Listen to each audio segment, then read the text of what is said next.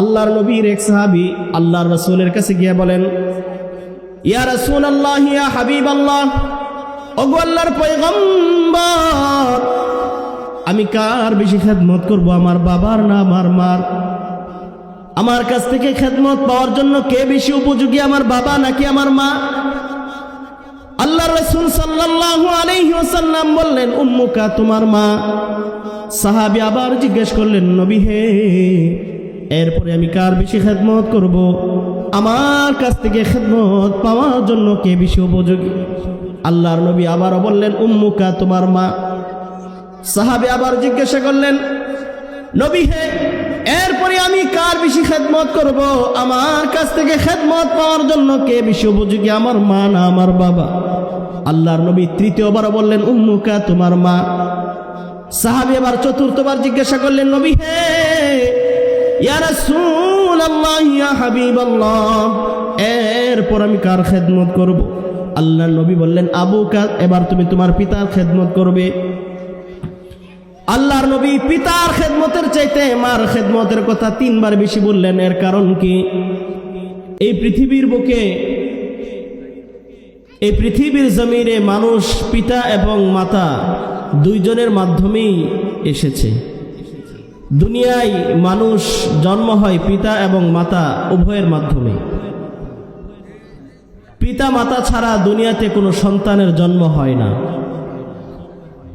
দুনিয়ায় আসার অন্যতম এক মাধ্যম হলো পিতা এবং মাতা। কিন্তু আল্লাহ তাআলা পিতা মাতা ছাড়াও দুনিয়াতে সন্তান দিতে পারে, এটা হচ্ছে আল্লাহর ক্ষমতা।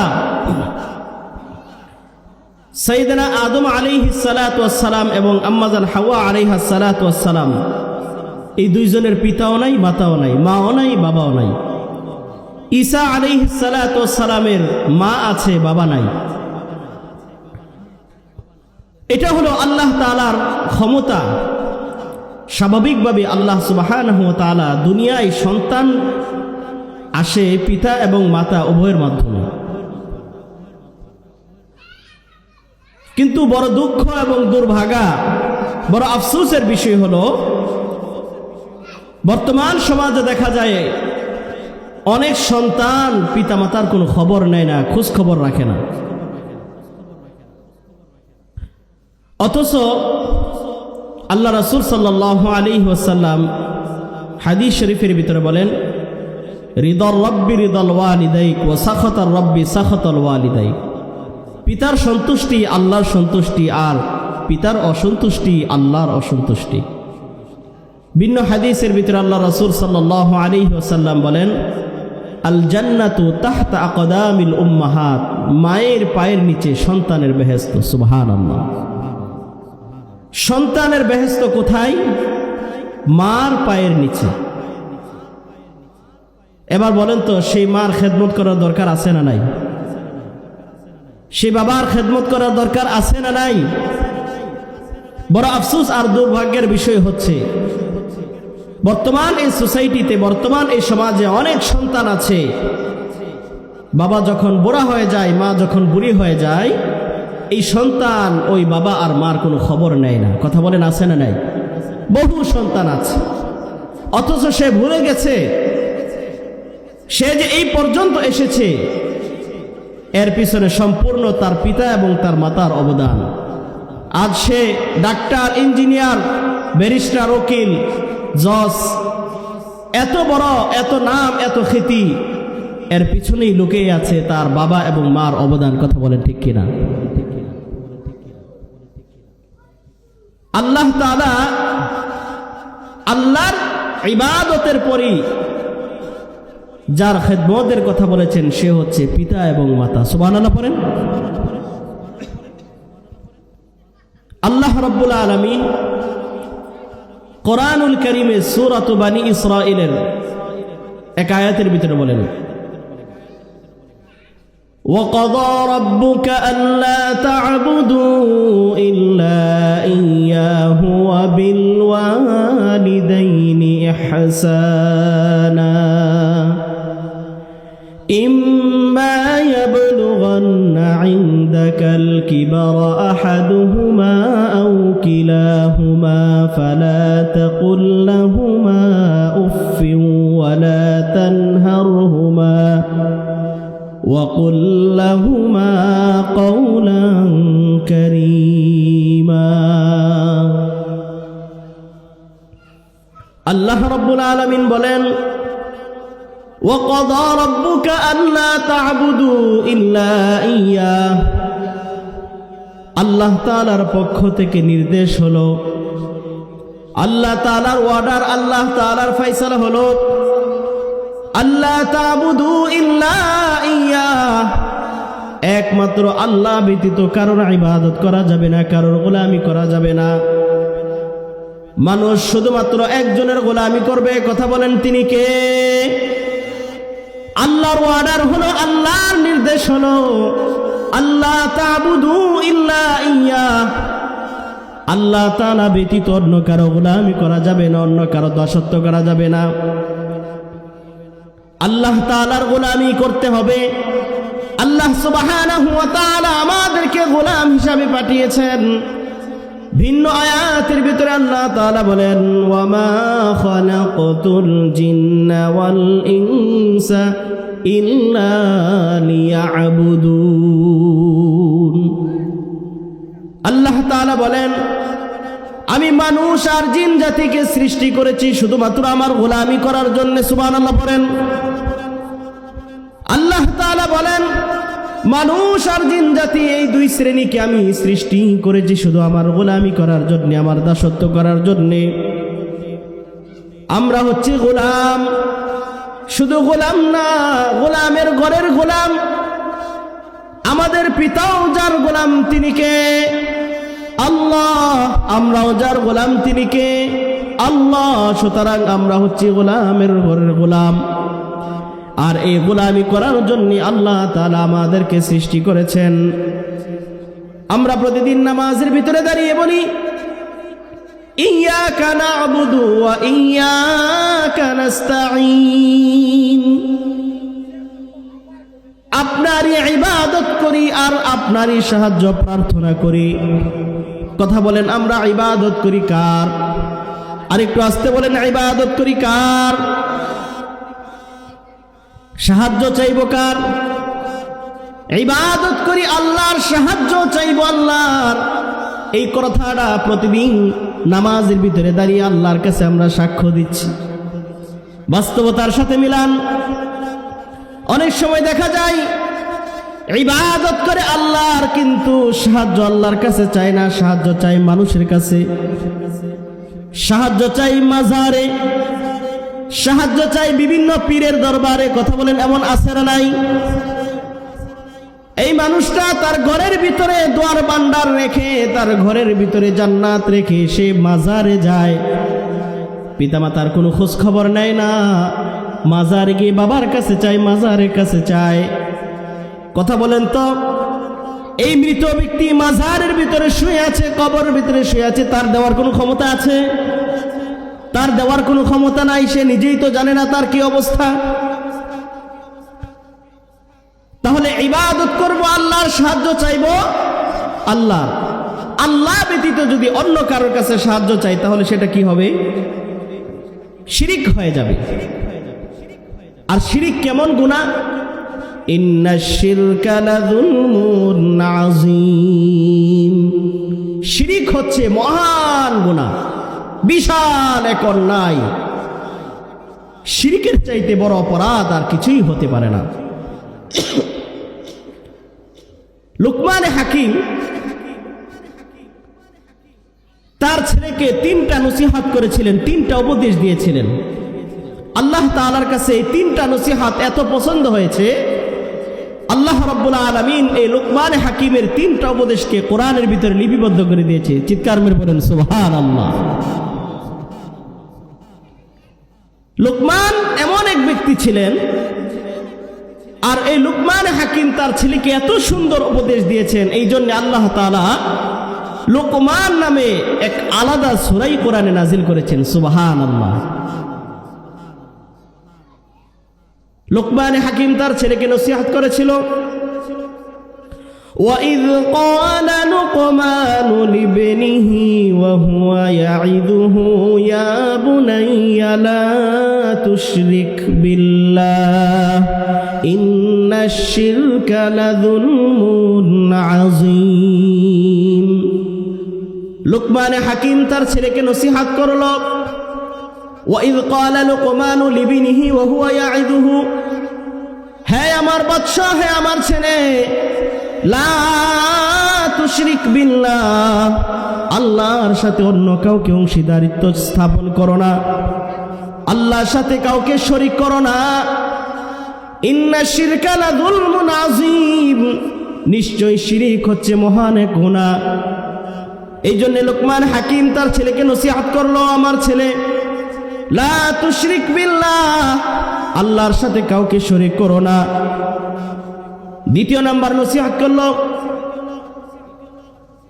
ইয়া বুনাইয়া ইন্নাহা ইন তাকু মিসকালা হাববাতিন মিন খারদালিন ফাতাকুন ফি সাখরাতিন আও ফিস সামাওয়াত লুকমান হাকিম তার ছেলেকে নসিহত করলো ইয়া বুনাইয়া কিমিস সালাহ দ্বিতীয় নাম্বার লুকমান হাকিম তার ছেলেকে নসিহত করলো আমার ছেলে আকিমিস সালাহ তুমি নামাজ আদায় করো ওয়া'মুর বিল মা'রুফ সৎ কাজের আদেশ করো ওয়ানহা আনিল মুনকার অসৎ কাজ থেকে মানুষদেরকে বাধা প্রদান করো লুকমান হাকিম তার ছেলেকে তিনটা নসিহত করলো আমার আল্লাহ এই তিনটা নসিহত এত পছন্দ করেছেন আল্লাহ তাআলা লুকমান হাকিমের এই তিনটা নসিহতকে কোরআনে লিপিবদ্ধ করেছে সুবহানাল্লাহ সম্মানিত হাজিরিন বলতেছিলাম আল্লাহর গোলামি করতে হবে আল্লাহর নির্দেশ হচ্ছে ওয়াকাদা রাব্বুকা আল্লা তা'বুদু ইল্লা ইয়্যাহ আল্লাহ বলেন আমার নির্দেশ হচ্ছে আমি এক আল্লাহ ব্যতীত কারো গোলামি করা যাবে না কারো দাসত্ব করা যাবে না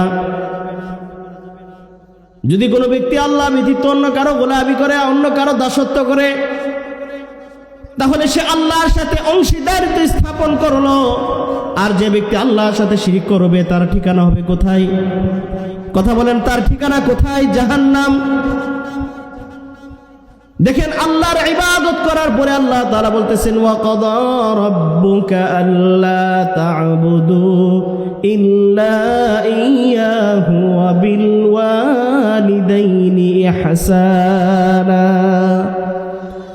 আল্লাহ তাআলা বলেন আমার ইবাদত করার পরে তোমরা তোমাদের পিতামাতার খেদমত করো সেবা করো ওয়া বিল ওয়ালিদাইনি ইহসানা তাদের সাথে উত্তম আচরণ করো ভালো ব্যবহার করো নির্দেশটা কার কথা বলেন নির্দেশটা কার আল্লাহর ইবাদত করার পরেই মানুষের উপর সর্বপ্রথম আবশ্যক হলো আল্লাহর ইবাদত করবে পাশাপাশি তার পিতামাতার খেদমত করবে নির্দেশটা দিয়েছেন কে কথা বলেন আল্লাহ আল্লাহ তাআলা পরের অংশে বলেন ইম্মা ইয়াবলুগান্না ইনদাকাল কিবারা আহাদুহুমা আও কিলাহুমা ফালা তাকুল লাহুমা উফফিন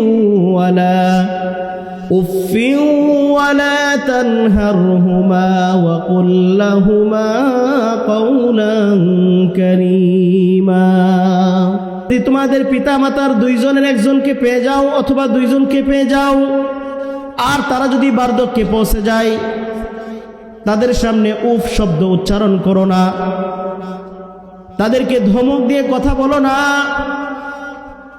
তাদের সাথে বিনয়ের সাথে নম্র আচরণে সুন্দর ভাষায় নম্র ভাষায় সম্মান দিয়ে কথা বলো নির্দেশকার কথা বলেন নির্দেশকার কিন্তু বর্তমান সমাজে অনেক যুবক অনেক যুবতী আছে যারা পিতামাতার সাথে বেয়াদবি করে উচ্চ আওয়াজে কথা বলে এমনকি তাদের শরীরেও আঘাত করে আছে না নাই আহারে সন্তান আজ তুমি বড় হয়ে গেছো তোমার পিতামাতার সাথে তুমি খারাপ আচরণ করো তাদেরকে তুমি ধমক দিয়ে কথা বলো এর সন্তান তুমি তো জানো না তোমার বাবা তোমার জন্য কত কষ্ট করেছে তুমি যখন ছোট ছিলা তোমার বাবা যখন বাজারে গেল, এমন সময় তোমার বাবার পেটে প্রচন্ড পরিমাণে ক্ষুধা লাগলো, তোমার বাবা কিছু কিনে খাইবে মন চাইলো। ওই সময় যখন কলিজার টুকরা সন্তানের কথা মনে পড়ে, আহারে বাবা কিছু খায় না, বাবা চিন্তা করলো আমি এই টাকা দিয়ে আমার কলিজার টুকরা সন্তানের জন্য কিছু কিনে নিয়ে যাব। বাবা আর কিছু খাইলো না, কলিজার টুকরা সন্তানের কথা মনে পড়ে গেল। ওই টাকা দিয়ে বাবা সেই কলিজার টুকরা সন্তানের জন্য কিছু কিনে বাড়িতে নিয়ে আসলো। কথা বলেন এমন হয় কি হয় না? সম্মানিত হাজিরিন, এই বর্তমান সোসাইটিতে যুবক, তুমি তো জানো না, তুমি যে এত বড় হয়েছো, তুমি যে এত শিক্ষিত হয়েছো, আজকে তুমি ডাক্তার, ইঞ্জিনিয়ার, ব্যারিস্টার, উকিল, তোমার এত যশ খ্যাতি, তোমার এত নাম, তোমার এত সুনাম, চতুর্দিকে তোমার সুনাম ছড়িয়ে আছে। তোমার নাম শুনলেই মানুষ পাগলের মতো হয়ে যায় এক নজরে দেখার জন্য। আরে সন্তান, এই যে তুমি এত বড় হয়েছো, এই এত বড় হওয়ার পিছনে সর্বপ্রথম যার অবদান তিনি হলেন তোমার বাবা। কথা বলেন ঠিক কিনা? আর সেই সন্তান বাবা মাকে ধমক দিয়ে কথা বলে। আল্লাহ রাসূল সাল্লাল্লাহু আলাইহি ওয়াসাল্লাম বললেন, রিদার রাব্বি রিদাল ওয়ালিদাইক ওয়া সাখাতার রাব্বি সাখাতাল ওয়ালিদাইক। পিতার সন্তুষ্টি আল্লাহর সন্তুষ্ট, পিতার অসন্তুষ্টিতে আমার আল্লাহ অসন্তুষ্ট হয়ে যায়। সম্মানিত হাজিরিন, মায়ের কথা কি বলবো?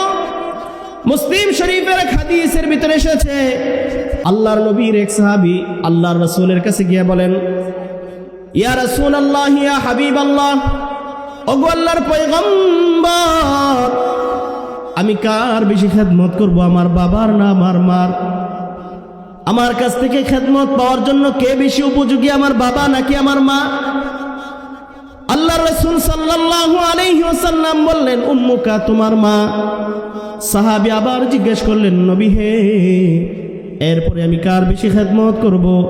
আমার কাছ থেকে খেদমত পাওয়ার জন্য কে বেশি উপযোগী?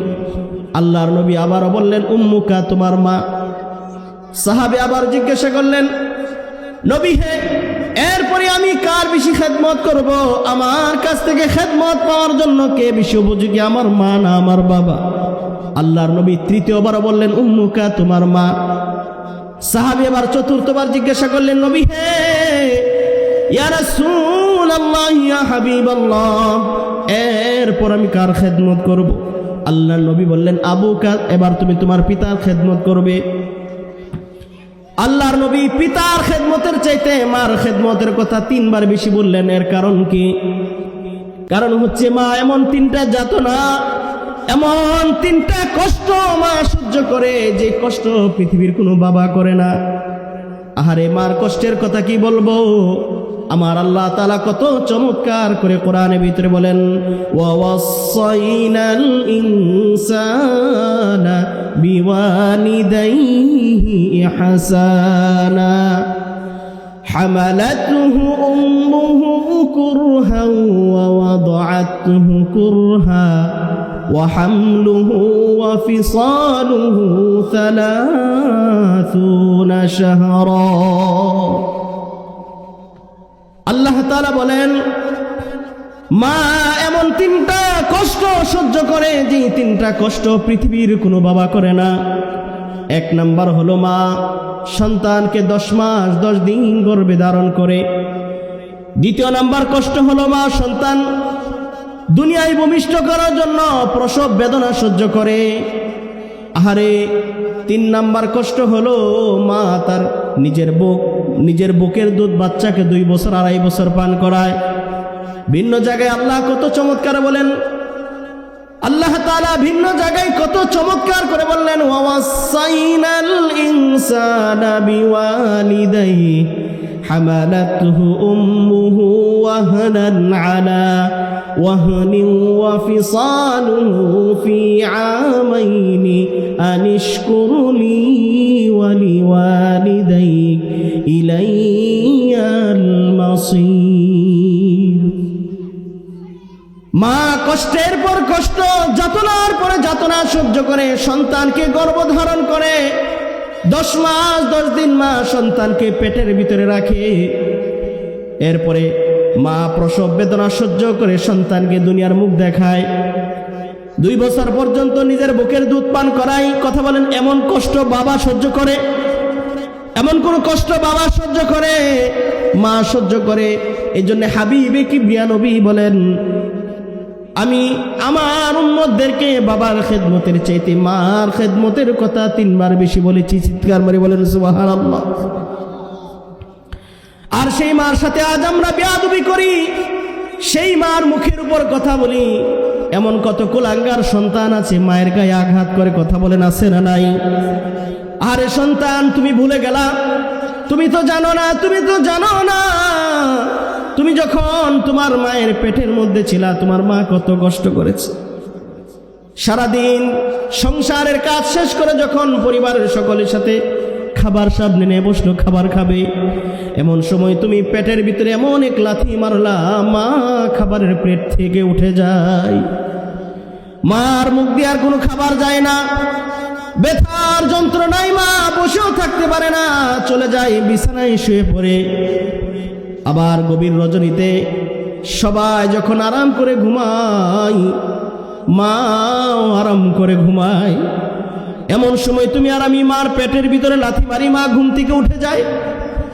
মা ঘুম থেকে উঠে বসে পড়ে, তাও ব্যথা সহ্য করতে পারে না। এবার দাঁড়ায়, তাও সহ্য হয় না। এবার মা পায়চারি করতে থাকে, হাঁটতে থাকে, তাও ব্যথা সহ্য হয় না। দেয়ালের সাথে পিঠ থেকে মার চোখ দিয়ে অঝোর ধারায় পানি পড়তে থাকে। এই যে মার চোখ দিয়ে অঝোর ধারায় পানি পড়তেছে, বলেন তো এই পানি আমার আল্লাহ ছাড়া কেউ দেখেনি?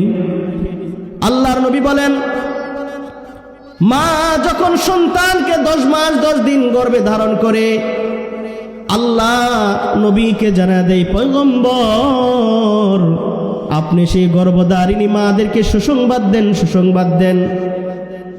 দিনের বেলায় যদি কেউ নফল রোজা রাখে, আমি আল্লাহ যে সওয়াব দেই, গর্ভধারিণী মা যতদিন বাচ্চাকে গর্ভধারণ করবে ততদিন আল্লাহ তাআলা এক একটা কবুল নফল হজের সওয়াব দিয়ে দিবেন। শুধু তাই না, অনেক সময় দেখা যায় সন্তানকে দুনিয়ায় ভূমিষ্ঠ করাতে গিয়ে মার মৃত্যু হয়। কথা বলেন, হয় কি হয় না? আল্লাহর নবী বলেন, পয়গম্বর আপনি আপনার উম্মতদেরকে জানা দেন, কোন মা যদি তার সন্তান ভূমিষ্ঠ করাতে গিয়ে ওই মার যদি মৃত্যু হয়ে যায়, যুদ্ধের ময়দানে একজন মুজাহিদ আল্লাহর রাহে যুদ্ধ করতে করতে শহীদ হয়ে গেলে যে সওয়াব, যে মর্যাদা আমি আল্লাহ তাআলা ওই মাকে সম পরিমাণ মর্যাদা দিব। সুবহানাল্লাহ। আরে সন্তান, এভাবে তুমি আমি মায়ের পেটের ভিতরে ধীরে ধীরে বড় হতে লাগলাম। 10 মাস 10 দিন মা গর্ভে ধারণ করেছে। এবার যখন সন্তান ভূমিষ্ঠ হওয়ার সময় হয়ে এসে পড়ল, সন্তান যখন দুনিয়ায় ভূমিষ্ঠ হবে, এমন সময় দেখা যায় স্ত্রী স্বামীকে ডেকে বলে, প্রিয়তম স্বামী আমার, দীর্ঘদিন আপনার সাথে সংসার করেছি, না জানি মনের অজান্তে কত বেয়াদবি, কত অন্যায়, কত ভুল আমি করেছি। ও হে স্বামী আমার এই সন্তানকে দুনিয়ায় ভূমিষ্ঠ করাতে গিয়ে আমার সন্তানের যখন দুনিয়ায় আসবে ওই সময় যদি আমার মৃত্যু হয়, আমার প্রতি আপনি কোনো রাগ করিয়েন না, আল্লাহর হস্তে আপনি আমাকে ক্ষমা করে দিয়েন। এবার যখন মার সন্তান দুনিয়ায় ভূমিষ্ঠ হওয়ার সময় এসে পড়ে, অনেক সময় দেখা যায় ডাক্তার বলে, মাকে বাঁচাইলে সন্তানকে বাঁচাইতে পারবো না, সন্তানকে বাঁচাইতে গেলে মাকে বাঁচাইতে পারবো না, এমন পরিস্থিতি হয় কিনা?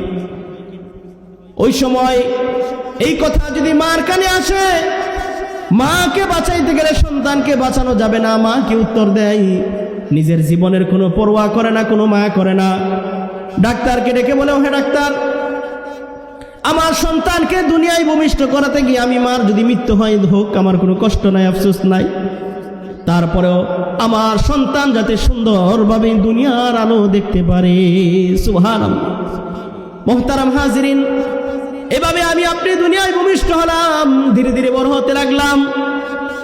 আর এই শীতের রজনীতে সকলে আরাম করে ঘুমায়, আমি আপনি যখন বিছানার ভিতরে প্রস্রাব করে দেই, মা কাপড়টা চেঞ্জ করে আবার অন্য আরেকটা কাপড় দিয়ে আমাকে নিয়ে শুয়ে থাকে। বুকে জড়িয়ে নিয়ে মা আমাকে ঘুমায়, আমি আবারও পেশাব করে দিলাম। মা আবারও কাপড়টা পরিষ্কার করে অন্য আরেকটা কাপড় দেয়।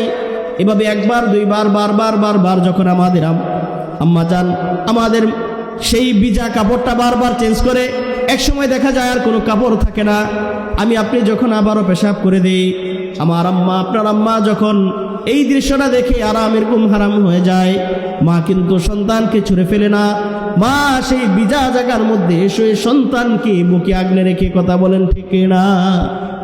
আহারে সেই সন্তান যখন পিতামাতার সাথে বেয়াদবি করে, আবার আল্লাহ বলেন, আমার রাসূল বলেন, আল্লাহ রাসূল সাল্লাল্লাহু আলাইহি ওয়াসাল্লাম সাহাবীদেরকে বললেন, আমার সাহাবীরা শোনো শোনো, কোন সন্তানের জন্য যদি তার পিতামাতা বদদুয়া করে, আল্লাহর আরশে মহল্লায় সাথে সাথে সেটা চলে যায়। আল্লাহর আরশে মহল্লা আর সেই দোয়ার মাঝে কোনো ফারাক থাকে না, একসাথে অ্যাডজাস্ট হয়ে যায়। বদদুয়া করতে দেরি হয়, কবুল হতে দেরি হয় না। সাবধান, এই পিতামাতা খুব সেনসিটিভ একটা জায়গা, এই জায়গায় খুব সতর্ক, খুব সাবধান। জীবনের সর্বোচ্চ দিয়ে চেষ্টা করতে হবে পিতামাতার সন্তুষ্টি অর্জন করা। হুমা নারুকা হুমা জান্নাতুকা, পিতামাতাই হলো জান্নাত আর এই পিতামাতাই হলো জাহান্নাম। এই পিতামাতার সাথে সন্তান যাতে সৎ ব্যবহার করে, দুর্ব্যবহার না করে, নির্দেশটা কার? কথা বলেন, নির্দেশ কার?